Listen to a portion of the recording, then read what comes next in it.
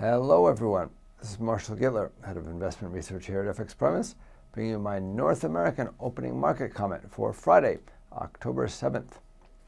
We're looking forward to the big event of the day, the U.S. non-farm payrolls. The market expects a rise of 172,000 in payrolls, which would be very strong, especially considering it's the 72nd consecutive month of rising payrolls. My own personal forecast is for an even stronger number, 202,000. But as you can see from the graph, my forecasts, which are the yellow lines, aren't particularly accurate. In any event, most estimates for the figure are between 154,000 and 190,000. Now, this graph shows what happened to Eurodollar in the hour following the release of the NFP, the last 4 times that the figure disappointed expectations. Last month, the figure disappointed at 151,000, and while Eurodollar immediately jumped about 0.5%, it lost most of the gains by the end of the hour. In other words, the dollar initially weakened sharply, but recovered quickly. So a figure at that level wasn't seen as implying any major change in the Fed's view. Oddly enough, the dollar only weakened 2 out of the last 4 times that the NFP disappointed the market. The biggest move was in June when NFP was only 38,000. That's the yellow line in this graph. Now this graph shows how Eurodollar performed in the last 4 times that the figure beat expectations.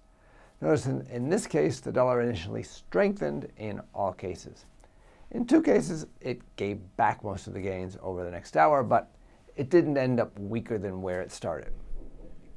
Probably, investors reasoned that not only would payrolls have to miss estimates, but also they'd have to be below a certain threshold level, I think around 150,000, to discourage the Fed from hiking. Separately, the market also expects the unemployment rate to hold steady at 4.9% as more people come back into the labor force. That's exactly what the Fed wants to see. In short, I believe that if the figures come in anywhere near what they're forecast to be, they'll be interpreted as increasing the likelihood of the Fed tightening this year, and the dollar will strengthen. Now, even after the NFP figures come out, there are several important figures and events ahead of us. Saturday sees the release of the Caixin Service Sector China PMI. Then on Sunday, we have the end of the IMF World Bank annual meeting, which will probably be the occasion for a lot of speeches and comments that could affect the market when trading starts up again on Monday. And then Sunday night in the U.S. is the second U.S. presidential debate between Donald Trump and Hillary Clinton. Now, if this one goes anything like the other one, the combination of the higher probability of the Fed tightening and a lower probability of Trump becoming president is likely to send the price of gold lower. Another poor showing by Trump would also help the Mexican peso and Canadian dollar, as well as the Korean won. It could also boost the stock market again. On the other hand, he may have practiced and polished his performance since the last debate and could do better. In that case, the market reaction to a more polished Trump would probably be the opposite. Higher gold, lower stocks, and lower Mexican peso, Canadian dollar, and Korean won.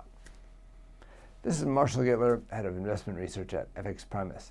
Get more market insights on our education pages and turn your trading ideas into action with FXPRIMUS, the safest place to trade.